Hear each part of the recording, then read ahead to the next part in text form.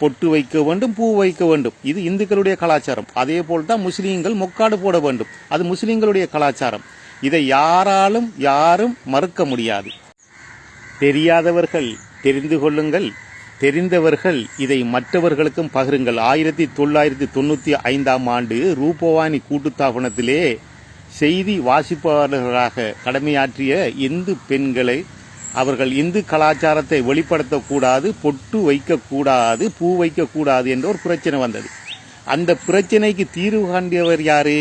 வாதாடி தீர்வு கண்டியவர் யாரு? இந்துக்களுக்காக வாதாடியவர் யாரு? முஸ்லிம் காங்கிரசுடைய தலைவர் மறைந்தும் மறையாமல் இருக்கின்ற அசரப் அவர்கள். பொட்டு வைக்க வேண்டும், பூ வைக்க வேண்டும். இது இந்துக்களுடைய கலாச்சாரம். அதே போல்தான் முஸ்லீம்கள் மொக்காடு போட வேண்டும். அது முஸ்லீம்களுடைய கலாச்சாரம். இதை யாரும் மறுக்க முடியாது.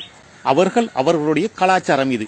சந்திர மண்டலம் போய் சாதித்து வருபவரை விட அந்த சந்திர மண்டலம் சென்று சாதித்து விட்டு உயிரோடு வருபவதற்காக உத்தரவாதம் கொடுக்கின்ற டாக்டர்மார் சொன்னா கையெடுத்து கும்பிடுவாங்க.